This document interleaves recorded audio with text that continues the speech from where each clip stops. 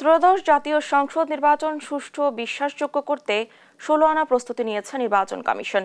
Vote অবাধ নিরপেক্ষ হবে, মানুষ ভোটাধিকার প্রয়োগ করতে পারবে বলে ইউরোপীয় ইউনিয়নের রাষ্ট্রদূত মাইকেল মিলারকে আশ্বস্ত করা হয়েছে বলে জানিয়েছেন প্রধান নির্বাচন কমিশনার এএমএম নাসির উদ্দিন। গ্রহণযোগ্য নির্বাচন করতে সব ধরনের সহযোগিতা করতে প্রস্তুত ইইউ। শিউলি রায়ের রিপোর্ট জানাচ্ছেন নাফিয়া ফারজানা। ত্রয়োদশ নির্বাচন সামনে রেখে জোরে সোরে প্রস্তুতি নিচ্ছে নির্বাচন কমিশন।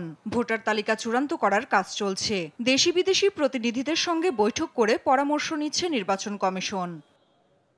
মঙ্গলবার সকালে ইউরোপীয় ইউনিয়নের রাষ্ট্রদূত দেখা করেছেন প্রধান নির্বাচন কমিশনারের সঙ্গে। এ সময় আলোচনা হয় নির্বাচন প্রস্তুতি নিয়ে। বৈঠক শেষে সাংবাদিকদের সঙ্গে মতবিনিময়ে ইইউ রাষ্ট্রদূত মাইকেল মিলার জানান, পরবর্তী জাতীয় নির্বাচন আন্তর্জাতিক মানের করতে বাংলাদেশকে সহযোগিতা করবে ইইউ।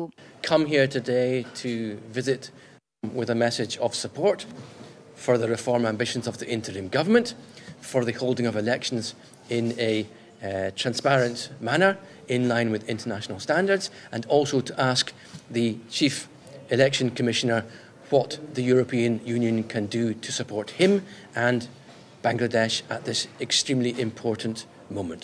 গণতান্ত্রিক যাত্রায় ইসির স্বাধীনতা অক্ষুণ্ণ রাখতে একমত ইইউ বলে জানান সিইসি। একটা জিনিস আমি এমফাসাইজ করেছি, ওই দিন আপনাদেরকে বলেছিলাম, এটা আমি ইসির স্বাধীনতা যেটা আমাদের কনস্টিটিউশন যেটা দিয়েছে সেটা যাতে গ্যারান্টিড থাকে সেটা ওনাদেরকে জানিয়েছি যে আমরা এই this is what we want, that is our bottom line.